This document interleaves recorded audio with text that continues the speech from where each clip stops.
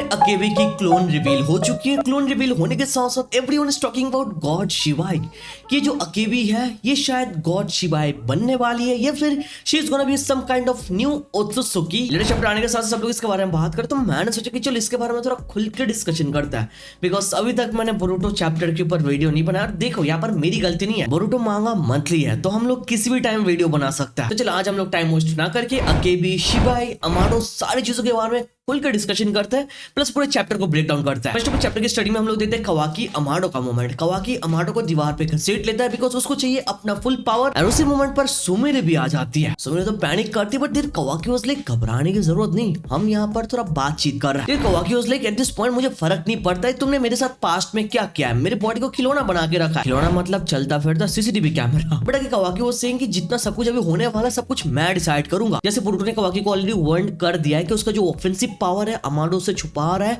पर उसका जो डिफेंसिव पावर है उसको थोड़ा इंक्रीज कर दिया ताकि कवाकी फाइट ना कर पाए, डिफेंस कर पाए। फॉर दैट रीजन कवाकी यहाँ पर आया एंड ही वाज सेइंग कि मेरी आंखों पे देख के तेरे को क्या लग रहा है, मैं कोई मजाक कर रहा। और वहां पर बेचारा अमाडो सांस नहीं ले पा रहा था, वहां पर उसको थोड़ा लूज करता है और कवाकी आगे बोलता है चूज योर वर्ड्स वाइसली, जो भी बोलने जा रहा है सोच समझ के बोलना, बिकॉज़ तेरे वर्ड्स के ऊपर डिपेंड करता है तू जिंदा बचेगा या फिर नहीं। बट अमाडो बोलता है only bubble in your sleep, और इसी के साथ साथ कवाकी वहां पर बेहोश हो जाता है। इट्स अ कमांड जिससे अमाडो कवाकी को शट डाउन कर सकता है। चलो फर्स्ट ऑफ ऑल इसके बारे में थोड़ा हम लोग बात करते हैं। कवाकी के लिए मेरे को सच्ची में बुरा लगता है, मुझे पता है he is taking L after L, but trust में यार अभी बहुत हो चुका है। इट्स इनफ भाई, ऐसे कवाकी को देखने में अच्छा नहीं लग रहा। फ्रॉम द स्टार्टिंग वो पावर के पीछे भाग रहा था, he struggled a lot bro, but बेचारे को अपना पावर मिल ही नहीं रहा ब्रो। देखो यहाँ पर टाइम के बाद बोरुटो आने से पहले कवाकी बहुत ज्यादा शांत, उसको पावर को लेके कुछ फिक्र नहीं, बट टाइम के बाद बोरुटो आ गया, कवाकी ने बोरुटो का पावर देखा, फिर शिंजो वाला है कवाकी ने शिंजो का पावर देखा, कोट का पावर देखा।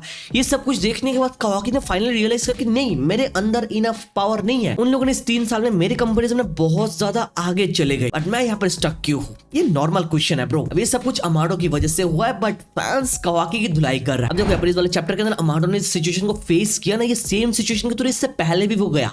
आई am talking about Code and Kawaki का सिनेरियो पर 100% सेम था। कोड के ऊपर भी अमाडो ने लिमिटर लगाया था एंड कवाकी के ऊपर भी अमाडो ने लिमिटर लगा के रखा। यार Kawaki was threatening Amado to get his full power, ऐसे कोड भी सेम कर रहा था, अमाडो को धमका रहा था अपना लिमिटर वापस लेने के लिए। और ये दोनों सिचुएशन जैसे सेम था, बट यहाँ पर एक मेजर डिफरेंस है and the difference is Amado ने कोड की बात मान ली बट कवाकी की बात नहीं माना। बिना कोर्ट के केस में आ गए तो कोर्ट का लिमिटर अमाडो ने हटा दिया था, बट कवाकी का नहीं हटाया। हम लोगों को पता है अमाडो इज द वन जिसने सारे कारा मेंबर्स को मॉडिफाई किया। I am talking about Delta, Kashin Koji, Code. यहाँ पर हम लोगों ने ऑलरेडी देख के रखा अमाडो ने इन लोगों को ऐसे मॉडिफाई किया कि वो खुद से उन लोगों को शट डाउन कर सकता है। फॉर एग्जांपल कवाकी एंड डेल्टा, उसने इससे पहले डेल्टा को भी शट डाउन करके रखा। आई होप तुम लोगों को ये याद है। पर उसने कवाकी के ऊपर शट डाउन बटन यूज किया जिसके ऊपर उसने मॉडिफाई किया, बट उसने कोड के ऊपर शट डाउन बटन क्यों यूज नहीं किया? एक नॉर्मल क्वेश्चन होना चाहिए। अब यहाँ से मेरे को लग रहा है कि ये सब कुछ अमाडो का प्री प्लान्ड है कि सिनारियो वो यहाँ तक लाएगा और आगे चल के उसको जो चाहिए वो मांगेगा। मैं थोड़ा समझाता हूँ। यहाँ पर तुम लोग ऑलरेडी पता है अमाडो कितना ज्यादा चला गया, उसके पास बिग ब्रेन है। तो मेरे को ऐसा लगता है कि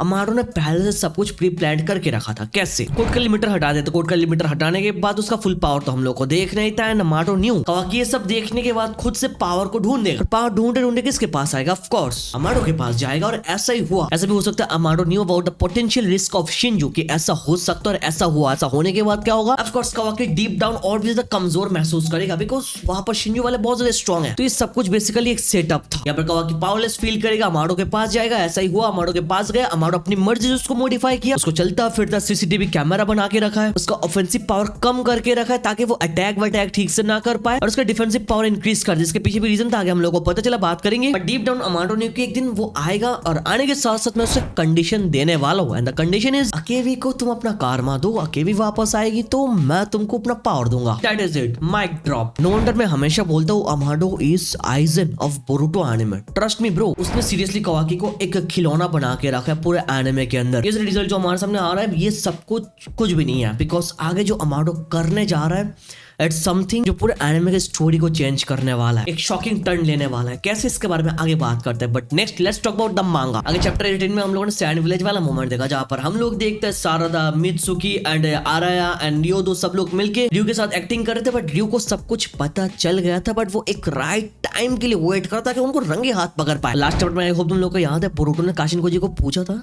मिशन फेल होने का चांसेस कितना है।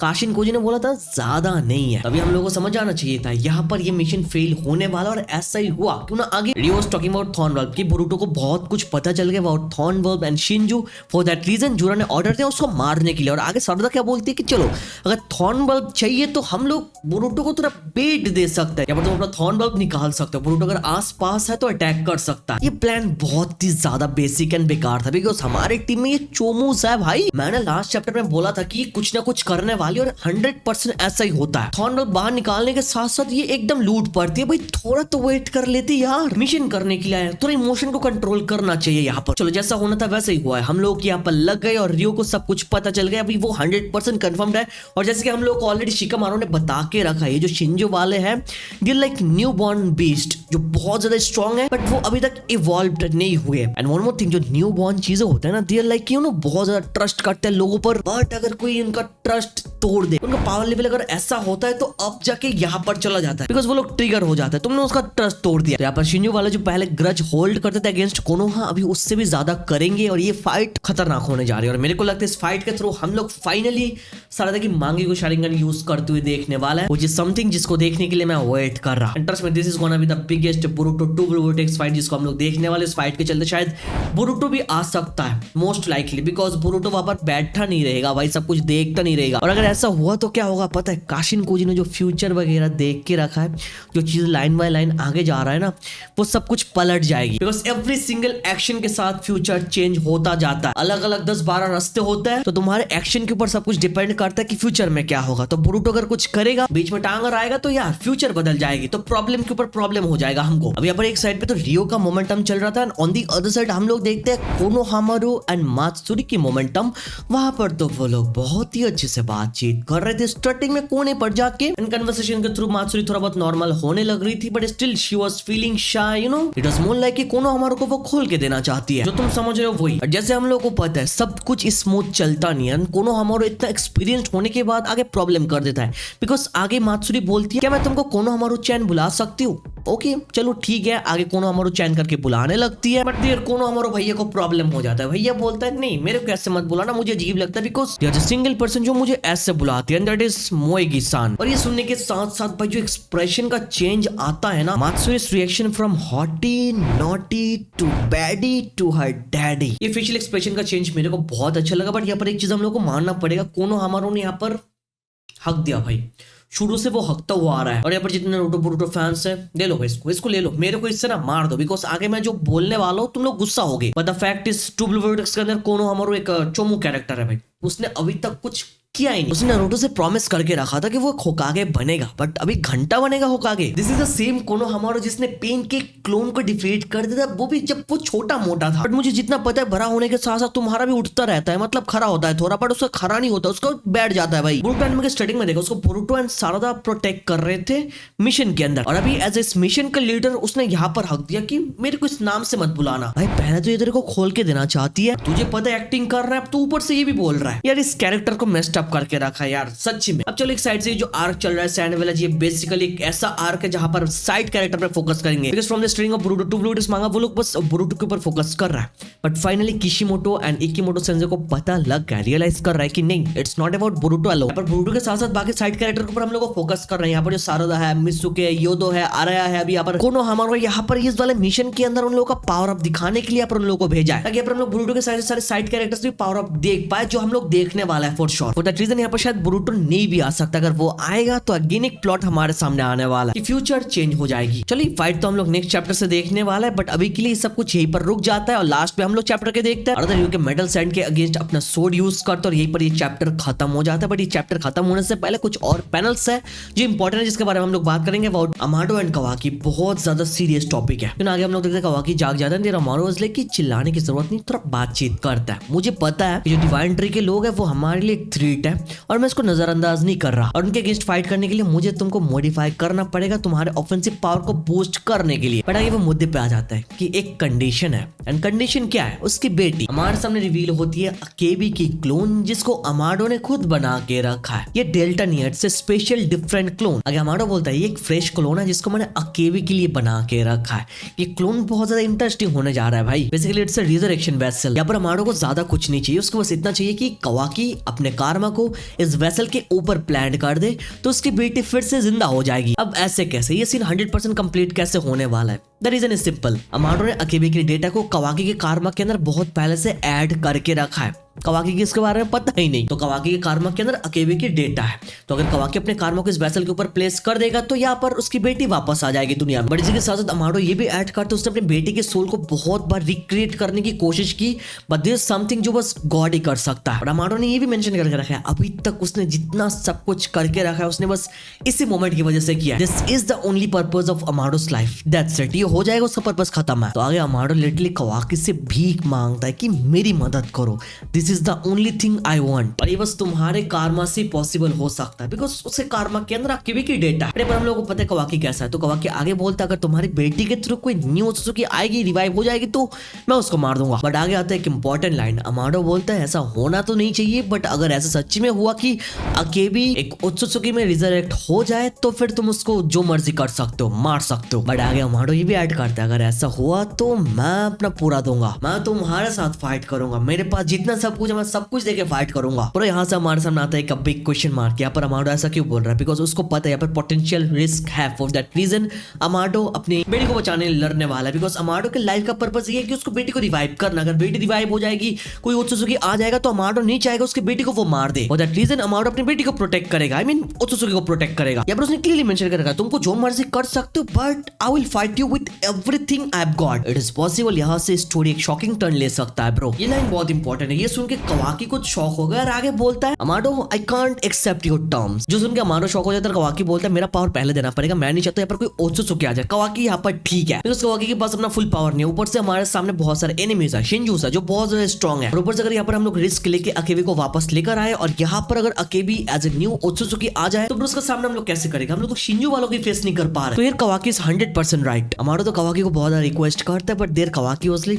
ऐसा नहीं होगा, जो प्रॉब्लम चल रहा है उसको हम लोग निपटा देता है। तो मैं प्रॉमिस कर रहा तुम्हारे बेटी को मैं अपने कारमा से वापस लाऊंगा। बट फाइनली आगे हमारे सामने अमाडो रिवील करता है अबाउट द मॉडिफिकेशन जो उसने करके रखा है। रीजन क्या था? द रीजन इज अमाडो नहीं चाहता था कवाकी को कुछ हो जाए। फॉर दैट रीजन उसने डिफेंसिव पावर को इतना ज्यादा बूस्ट किया कि कवाकी नियर इमॉर्टल बन चुका है। अगर अमाडो अटैकिंग पावर बूस्ट कर देगा तो कवाकी का जिंदा रहने का कोई गारंटी अमाडो नहीं दे सकता। और अगर कोई कवाकी को मार दे तो अमाडो का सपना अधूरा रह जाएगा। यहाँ पर हम लोग बोल सकते हैं अमाडो ने कवाकी को यूज किया अपने सपने को पूरा करने के लिए, जस्ट लाइक अ टॉय, खिलौने की तरह। यहाँ पर चैप्टर 18 तो इस टॉपिक के साथ खत्म हो जाता है। यहाँ पर आगे वी कैन डिस्कस अबाउट अकेबी। देखो आई होप यहाँ पर बोरुटो चैप्टर 75 तुम लोगों को याद है, वहां पर हम लोगों ने for the very first time Shibai Otsuki के बारे में जाना था। यहाँ पर एक ऐसा बीइंग एग्जिस्ट करता है जिसको अपने बॉडी की जरूरत नहीं, वो एक ऐसे डायमेंशन में चला गया जहां पर उसकी बॉडी की जरूरत नहीं पड़ी। तो शिबाई तो एक हाई डायमेंशन में चला गया था बट दुनिया में उसका रिमेन्स बाकी था जो मिला था अमाडो को। कैसे मिला इसके बारे में हम लोगों को पता नहीं चला, कुछ रिवील हुआ नहीं ब्रो। फिर आगे अमाडो ने हमारे सामने एक्सप्लेन किया तो उसको शिबाई का रिमेन्स मिला। आगे वो शिबाई का डीएनए यूज करके साइबर्स को मॉडिफाई किया, लाइक एडा, डायमंड, काशिनकोजी, कोड, और ये सारे के सारे साइबर्स के अंदर कोई ना कोई शिबाई का एक शिनजुत्सु अवेकन हुआ। For example Ada has omnipotence, Daemon has the reflection power, Kashin Koji can see future. ये सब कुछ शिबाई का पावर जो उन लोगों को मिला शिबाई के डीएनए एंड रिमेन की वजह से। Now comes the biggest question कि शिबाई के बाकी के रिमेन्स कहां पर है? सच्ची बता, शिबाई का रिमेन तो इतना सा नहीं है ना, पूरा बॉडी है भाई, तो बाकी के रिमेन्स कहाँ पर है? तो मेरा दिमाग मेरे को बता रहा है कि शायद अमाडो ने बाकी के रिमेन्स से अपनी बेटी का क्लोन बनाया, जिसको हम लोगों ने इस वाले चैप्टर के अंदर देखा। और ये क्लोन बहुत ही ज्यादा स्पेशल है फॉर श्योर, बिकॉज अपनी बेटी के लिए स्पेशल कुछ बनाएगा इतना ही नॉर्मल। अब यहाँ पर मैंने शिबाई के डीएनए के बारे में बात की कि ऑफ कोर्स शिबाई के डीएनए से तुम शिबाई के कोई शिनजुत्सु का अवेकन कर सकते हो। यहाँ पर तुम्हें से बहुत सारे लोग बोल सकते हैं पर तो शिबाई का रिमेन है, डीएनए है, तो उसका सोल भी तो आ सकता है ना। नहीं आएगा, शिबाई तो जिंदा है, वो मरा नहीं, उसका सोल कैसे आएगा? बट देयर समथिंग जो आने का चांस है, दैट इज शिबाई's बॉडी। वो कैसे, इसके बारे में बात करता है। यहाँ पर अमाडो तो अभी बोल रहा है कि वो अकेबी को वापस लेकर आना चाहता है, बट मेरे को ऐसा लगता है वो अकेबी को वापस लाने के साथ साथ he is trying to do something जो हम लोगों को शॉक करने वाला है, जो शिकामारू को ऑलरेडी पता चल गया। For that reason he was saying everything is proceeding exactly according to some master script you wrote Amado. सब कुछ अमाडो के स्क्रिप्ट के थ्रू जा रहा है, ये शिकामारू डाउट कर रहा है और ऐसे सच्ची में हो रहा है भाई। देखिए पर अकेबी के ऊपर कारमा प्लांट करने के साथ साथ अकेबी की सोल वापस आ जाएगी, उसकी मेमोरी वापस आ जाएगी। बट इसी के साथ साथ मेरे को लगता है she is gonna get Shibai's body, जिसको शिबाई अपनी मर्जी से छोड़ के चला गया था। शिबाई एज ए कैरेक्टर बहुत स्ट्रॉन्ग है और उसकी बॉडी बहुत ज्यादा खतरनाक होने जा रही है भाई। यहाँ पर हम में से किसी को पता नहीं कि अकेबी कैसी थी, उसकी पर्सनैलिटी कैसी थी मरने से पहले। यहाँ पर बस हम लोग को इतना बताया अकेबी कोई कैसी बीमारी है जिसको कोई ठीक कर ही नहीं सकता है, कोई डॉक्टर नहीं, नॉट इवन अमाडो हिमसेल्फ जो इतना ज्यादा जीनियस है। इवेंचुअली वो मर गई, तो मरने के पीछे एक रीजन तो होगा, बढ़िया reason. Maybe she was vessel और समथिंग। वो दोबारा वापस आने वाली है, नॉर्मली वापस आ जाएगी, तो इतने टाइम से अकेबी हाइप का कुछ फायदा होगा क्या? थोड़ा सोचो, ऐसा नहीं कि अकेबी के साथ हमारा कोई पर्सनल अटैचमेंट है, नहीं है। अकेबी अगर नहीं आएगी तो हमको कुछ घंटा फर्क नहीं पड़ेगा, बिकॉज व्यूअर्स के साथ उसका कोई अटैचमेंट नहीं है। और मांगा के अंदर कब से अकेबी को कुक करता हुआ जा रहा था, पहले डेल्टा आई, फिर अकेबी के क्लोन आ गई अभी, और अभी अमाडो बोल रहा है अगर यहाँ पर कोई ओत्सुकी आ भी जाए तो वो फाइट करेगा, अपना पूरा देगा। तो तुमको क्या लगता है सब कुछ सेटअप कर रहा है नॉर्मल अकेबी को वापस लाने के लिए? ना भाई, इतना तो नहीं होगा। यहाँ पर इस वाले चैप्टर में अमाडो ने कवाकी को क्लियरली बोल के रखा है अकेबी के सोल को रिक्रिएट करने के लिए उसने अकेबी के डेटा को कवाकी के कारमा के अंदर ऐड करके रखा है। तो यहाँ पर ऐसा हो सकता है not only Akebi's data but also Shibai का डेटा भी मौजूद है कवाकी के कारमा के अंदर। इससे पहले अमाडो ने क्लियरली बोल के रखा है उसको अकेबी के डेटा कहाँ से मिले, उसकी बेटी के कॉर्प से, मतलब जो मर गई थी, जो रिमेन बाकी थी, वहां से उसने अकेबी के डेटा को कलेक्ट किया। तो Bros isn't it so obvious कि वो अगर अपनी बेटी के कॉर्प से डेटा को कलेक्ट कर सकता है तो उसने ऐसा शिवाई के केस में भी करके रखा है, बिकॉज शिवाई का कॉर्प्स उसको मिला है, रिमेन मिला। तो ऐसा हो सकता है उसने शिवाई के कॉर्प्स से भी डेटा को कलेक्ट कर दिया और उसी सेम डेटा को अकेबी के डेटा के साथ मिला के कवाकी के कारमा में डाल दिया, जिससे वो मोस्ट लाइकली शिवाई के पुराने बॉडी को रिक्रिएट करके उसके अंदर अपनी बेटी की मेमोरी और सोल प्लेस करने वाला है। और उसे भी पता है यहाँ पर क्या होने जा रहा है। फॉर दैट रीजन उसने कवाकी को बोला अगर ऐसा हुआ तो मैं तुम्हारे साथ फाइट करूंगा, अपना सब कुछ देके, फिर वो अपनी बेटी को बचाएगा, बिकॉज ये उसका इकलौता पर्पज है अपने लाइफ का। चलो अभी तक मेरे दिमाग में ऐसे आ रहा है, मेरे को लगता है कि हम लोग ब्लैक जेत्सु का एक पैरल यहाँ पर देखने वाला है। जैसे ब्लैक जेत्सु ने अपने पूरी लाइफ को डेडिकेट कर दिया था कागुया को वापस लाने के लिए, वैसे यहाँ पर अमाडो भी सेम कर रहा है, अपनी पूरी लाइफ को डेडिकेट कर रहा है अपनी बेटी को वापस लाने के लिए, या फिर एक डेंजरस थ्रेट को वापस लाने के लिए। Anything is possible. And dangerous threat से हमारे दिमाग में एक ही नाम आता है, and that is none other than Shivai himself. बाकी मैं चाहूंगा पूरे टॉपिक के ऊपर तुम्हारा क्या ख्याल है, थ्योरी है, ओपिनियन है, तुम लोग कमेंट पर दो, अपना थ्योरी ओपिनियन शेयर करो, मैं भी देखता हूँ तुम लोग क्या सोचते हो पूरे टॉपिक के ऊपर, अमाडो के बारे में, अकेबी के बारे में, और पूरे सैन विलेज के फाइट के बारे में। वीडियो तक देखकर सब लोग मिलकर एक साथ लाइक कर दो, चैनल पर सब्सक्राइब कर दो। Thank you so much for watching this video. तो मिलते हैं नेक्स्ट वीडियो में।